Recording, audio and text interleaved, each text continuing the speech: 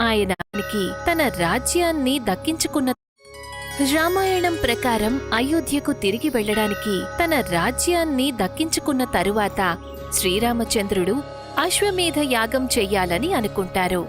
దానికోసం ఆయన శ్వేత అశ్వం మెడలో రామరాజ్యానికి చెందిన బంగారు పట్టాని వేసి దానిని స్వేచ్ఛగా వదిలేస్తారు. అశ్వమేధ యాగం ప్రకారం ఎటువైపైతే వారి అశ్వం వెళ్తుందో ఆ ప్రదేశాన్ని రామరాజ్యంగా భావిస్తారు. శ్రీరామచంద్రుడు యజ్ఞం చేసినప్పుడు అప్పుడు ఆ శ్వేత అశ్వం తిరిగి తిరిగి దేవపురికి చెందిన వీరమణి రాజ్యానికి చేరుతుంది. వీరమణికి భగవంతుడు శివుడి వరం ఉంది. వారికి ఎప్పుడు ఏ సమస్య వచ్చినా పరమేశ్వరుడు వారి ప్రాణాలు కాపాడటానికి స్వయంగా వెళ్తారు. వీరమణిపుత్రుడు రూప్ మంగద్ యజ్ఞానికి చెందిన ఆ అశ్వాన్ని చూసినప్పుడు దానిని బందీని చేస్తాడు. ఆ విషయం శత్రుగణానికి తెలిసినప్పుడు వారు దేవపురి మీద దాడి చేయడానికి నిర్ణయించుకుంటారు. మన ప్రభు శ్రీరాముడి అశ్వాన్ని ఆపేంత ధైర్యమా? అసలు ఆ ధైర్యం ఎవరికుంది? రాజా వీరమణి మనతో పోటీ పడుతున్నాడు. ఈ దుస్సాహసానికి తనకి తప్పకుండా మనం గుణపాఠం చెప్పాలి.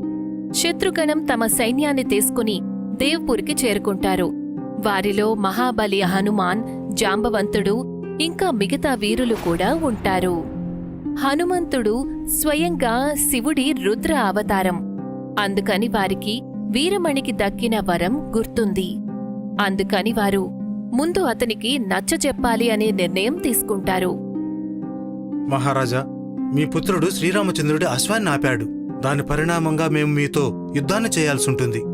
కాని నేను శ్రీరామచంద్రుడి తరపున మీ సంధిని కోరుకుంటున్నాను. అలా చేసి మీరు మీ రాజ్యాన్ని రామరాజ్యంలో కలుపుకోండి.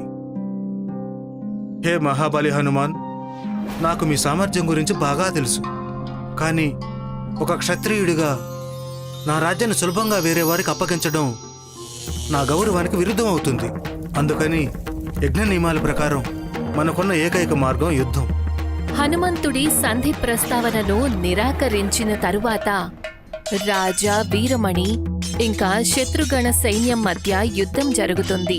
రెండు వైపుల నుంచి బాణాల వర్షం కురుస్తుంది. నాలుగు వైపులా గట్టిగా అరుస్తూ సైనికులు పరుగులు పెడుతుంటారు.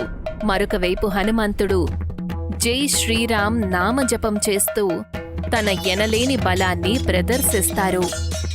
వీరమణి సైన్యాన్ని చిన్నాభిన్నం చేస్తూ ముందుకు సాగుతారు. కాని అప్పుడే భారతపుత్రుడు పుష్కల్ రాజా వీర్మణిని తన దివ్య శక్తి ద్వారా గాయపరుస్తాడు. అప్పుడు వీరమణి మహాదేవుడిని రక్షించమని కోరతాడు. హే దేవాదిదేవ మహాదేవ, మీరు నన్ను నా రాజ్యాన్ని రక్షిస్తానని మాటిచ్చారు ప్రభు. ఇప్పుడు మీ భక్తుడు కష్టాల్లో ఉన్నాడు. దయచేసి నా రాజ్యాన్ని రక్షించండి. తన భక్తుడు వీరమణి పిలుపును విని మహాదేవుల ధ్యానానికి భంగం కలుగుతుంది. అప్పుడు వారు కొంత జుట్టును తీస్తారు. దాని నుండి వీరభద్రుడు సృష్టించబడతాడు. వీరభద్ర, నా భక్తుడి వీరమణి ప్రాణాలు, అతని రాజ్యం ప్రమాదంలో ఉన్నాయి. నా భక్తుడిని కష్టం కల్పించే వాళ్ళని సంహరించి తిరిగి రావాలి. ప్రభువు దగ్గర ఆజ్ఞను పొంది వీరభద్రుడు యుద్ధభూమికి చేరుకుంటాడు. అతడు అత్యంత బలశాలి. అతడి బలంతో శత్రు సైన్యాన్ని పరాజయం పాలు చేయటం మొదలు పెడతాడు. శ్రీరామచంద్రుడి సైనికులందరూ వీరభద్రుడి దాడితో భయానికి గురయ్యి పారిపోవడం మొదలు పెడతారు. శత్రుగణం స్వయంగా వీరభద్రుడితో పోరాడటానికి ముందుకు సాగుతారు. వారి మధ్య భయంకరమైన యుద్ధం జరుగుతుంది. వీరభద్రుడు శత్రుగణం చేసే ప్రతి దాడిని విఫలం చేస్తూ ఉంటాడు. అంతలోనే వీరభద్రుడు భారతపుత్రుడు పుష్కల్ శిరస్సుని శరీరం నుండి వేరు చేస్తాడు. అతడిని అంతం చేస్తాడు. శత్రుగణం సైన్యం వీరభద్రుడి యుద్ధం 11 రోజుల పాటు జరుగుతుంది. చివరికి వీరభద్రుడి దాడితో శత్రుగణం మూర్ఛితులవుతారు. వీరభద్ర, జాగ్రత్త. నువ్వు మా ప్రభువు శ్రీరామచంద్రుడి పనిలో ఆటంకం కలిగించే ధైర్యం చేశావు. అలాగే నా మిత్రుని వధించి నువ్వు అతిపెద్ద పాపం చేశావు. నేను నా ప్రభువు ఆదేశాన్ని పాటిస్తున్నాను. వారి భక్తుడికి వచ్చిన ప్రమాదాన్ని దూరం చేయడమే నా బాధ్యత. దాని గురించి నీకు త్వరలోనే తెలుస్తుంది. ఒకరి మీద ఒకరు ఆగకుండా దాడి చేసుకుంటూనే ఉంటారు. ఆ యుద్ధం అసలు ఎప్పటికీ కూడా అంతం కాదు. అది చూసి దేవతలందరూ కూడా భయానికి గురయ్యి శివుడి దగ్గరికి కైలాసానికి వెళ్తారు. హే మహాదేవ, వీరభద్రుడు హనుమంతుడు ఎవరూ వెనకడుగు వేయడం లేదు. ఇద్దరు ప్రభువు పనుల్లో విజయం సాధించడం కోసం పట్టుదలతో ఉన్నారు. కానీ ప్రభు, వీరి ఈ భయంకరమైన యుద్ధం వల్ల అంతా కూడా నాశనం అవుతుంది. దయచేసి ఏదో ఒకటి చేయండి ప్రభు. వీరభద్రుడు నేను చెప్పిన పనిని పూర్తి చేయకుండా తిరిగి రాలేడు. అదేవిధంగా హనుమంతుడు రామచంద్రుడు చెప్పిన పనిని పూర్తి చేయకుండా తిరిగి రాలేడు.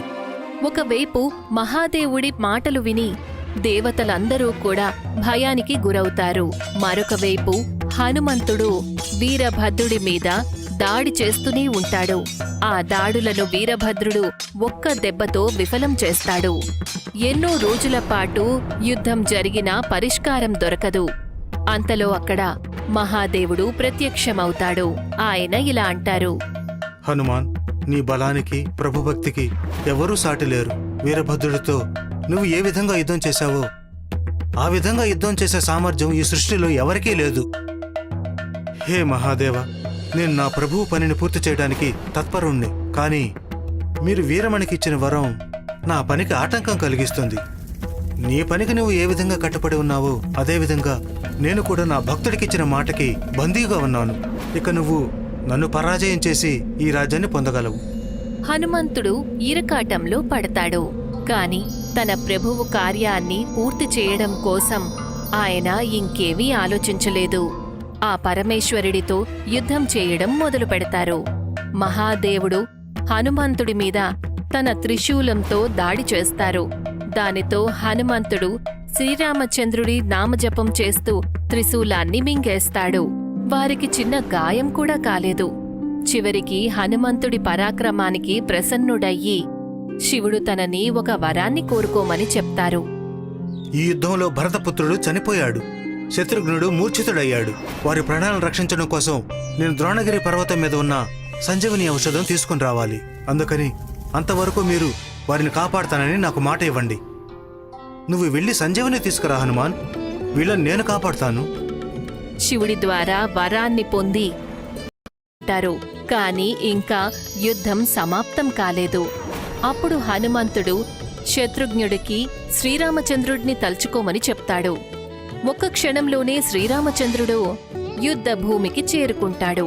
శ్రీరాముడిని చూడగానే భగవానుడు శివుడు కూడా వారిని శరణు వేడతాడు. వీరమణి, నువ్వు కూడా నాలాగా భక్తిలో లీనమవ్వు. శ్రీరాముణ్ణి శరణవేడు. మీరు చెప్పినట్టే చేస్తాను మహాదేవా. నేను మీ దాసుణ్ణి. మీరు ఎక్కడుంటే అక్కడే ఉంటాను. వీరమణి శ్రీరామచంద్రుడిని శరణు వేడతాడు. ఇక తన రాజ్యాన్ని కూడా వారికి అప్పగిస్తాడు. ఇక ఆ విధంగా ఈ మహాప్రళయం అంటే యుద్ధం సమాప్తమయ్యింది. ప్రాచీన కాలం నుంచి ఈ కథను చెప్తూ వస్తున్నారు. శివ భగవానుడు తన సాకర రూపంలో వస్తారు. అప్పుడు ఆయన తన నుండి ప్రకృతి అంటే ఆదిపరాశక్తిని తన నుండి వేరు చేస్తారు. దానివల్ల సృష్టి సంచాలనం మీద ప్రభావం పడుతుంది. ఆ సమయంలో శ్రీ మహావిష్ణువు ఇంకా బ్రహ్మదేవులు ఒక నిర్ణయం తీసుకుంటారు. బ్రహ్మదేవ, సృష్టి సంచాలనం కోసం మనమే ఒక నిర్ణయం తీసుకోవాలి. మహాశివుడు ఈ విధంగా విముఖుడుగా ఉండడం వల్ల సృష్టి సంచాలనం మీద ప్రభావం ఏమీ పడకుండా ఉండటం కోసం మనమే శ్రద్ధ తీసుకోవాలి. అటువంటప్పుడు మనిద్దరమే త్రిమూర్తులతో కలిసి ఈ పనిని పూర్తి చేయాలి. అవును బ్రహ్మదేవ, సృష్టిని రచించే పని మీరు తీసుకోండి. సృష్టిని పాలించే బాధ్యత నేను తీసుకుంటాను. శ్రీ మహావిష్ణువు ఆ బాధ్యతని స్వయంగా తీసుకుంటారు. అలాగే చింతించాల్సిన విషయం, పరమేశ్వరుడు తన బాధ్యతలను నిర్వర్తించకపోవడం అతిపెద్ద సమస్యగా మారుతుంది. మహాదేవుడు ఒక పెద్ద సాధనలో ఉంటారు. సృష్టి సంచాలన చేయడానికి బ్రహ్మదేవుడు తన సంతానంగా ఎంతో మంది ఋషులకు జన్మనిస్తాడు. అలాగే సతీ జన్మ కూడా జరుగుతుంది. కాని శివుడు శక్తి నుండి అనాసక్తి మార్గాన్ని ఎంచుకొని మహాదేవుడు వైరాగ్యపు యాత్రను మొదలు పెడతారు. దేనిమీద కూడా దృష్టి లేని మహాదేవుడు అనంతకాలం వైపు ప్రయాణం చేస్తారు. గరూపదేవుడిని పిలుస్తారు. ప్రణామాలు బ్రహ్మదేవ. మహాదేవుడి అనంతకాలానికి సమాధానం మీరే. అంతా మీ కృప ప్రభు. నువ్వు ఏదైతే పని చేయబోతున్నావో ఆ తర్వాత సృష్టి మొత్తం నీ గుణగానమే పాడుతుంది. తథాస్తు. ఎప్పుడైతే ఇదంతా జరుగుతూ ఉంటుందో అప్పుడు పృథ్వీలోకంలో అంతా నాశనమవుతూ ఉంటుంది. అక్కడ సర్పజాతి వినాశనాన్ని సృష్టిస్తుంది. విష్ణు వాహనం గరుడు సర్పాల మీద దాడి చేస్తాడు. ఇక ఒక్కొక్కటిగా సర్పాలను మృత్యువాత పట్టిస్తాడు. త్రాహిమాం, త్రాహిమాం, త్రాహిమాం, త్రాహిమాం. త్రాహిమాం, త్రాహిమాం, త్రాహిమాం. గరుడుడి క్రూరత రెట్టింపవుతూ ఉంటుంది. అతను ఒక్కొక్కరిగా సర్పాలను చంపాలని అనుకుంటాడు. తన సోదరులను చావడం చూసి వాసుకి తట్టుకోలేకపోతాడు. అతడు తిన్నగా మహాదేవుడి వద్దకు తన ప్రార్థనను తీసుకుని వెళ్తాడు. మహాదేవా, మమ్మల్ని రక్షించండి, రక్షించండి మహాదేవా. గరుడు మా సర్పాల జాతి మీద దాడి చేస్తున్నాడు. మీరు మాత్రమే మమ్మల్ని కాపాడగలరు ప్రభు. వాసుకి, నువ్వే స్వయంగా నిన్ను రక్షించుకోవాలి. గరుడు నీకు సోదరుడు. అతను ఎందుకు అలా చేస్తున్నాడో అది అతన్ని అడిగి తెలుసుకో. నీ ప్రాణాలు ప్రమాదంలో ఉన్నప్పుడు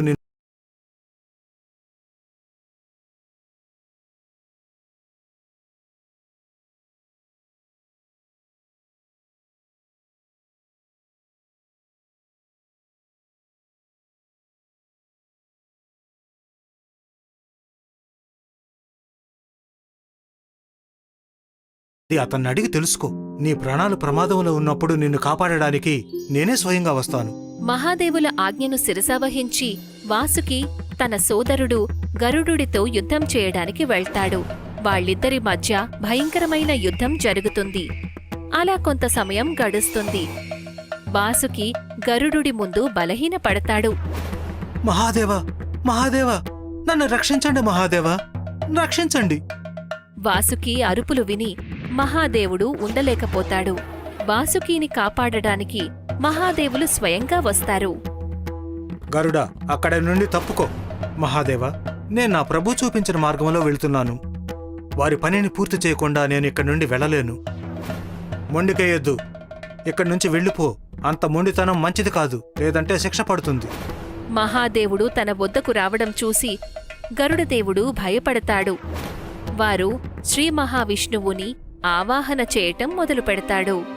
తన భక్తుడిని రక్షించడం కోసం శ్రీ మహావిష్ణువు మహాదేవుడికి విరుద్ధంగా అక్కడ నిలబడాల్సి వస్తుంది. ఆ తర్వాత శ్రీ మహావిష్ణువు ఇలా అంటాడు: మీరు నా భక్తుడి మీద దాడి చేయలేరు మహాదేవా. గరుడు ఏదైతే చేస్తున్నాడో అది మంచిది కాదు. అతడు సర్పాల జాతిని చంపడం మంచిది కాదు. ఈ ప్రపంచం మంచి కోసం ఏది చేయాలో గరుడు అదే చేస్తున్నాడు. మంచి చేయడానికి ఎవరు ముందుకొచ్చినా వాళ్ళని వ్యతిరేకించకూడదు. గరుడుణ్ణి సమర్థిస్తూ నేను మీ సమక్షంలో ఉన్నాను.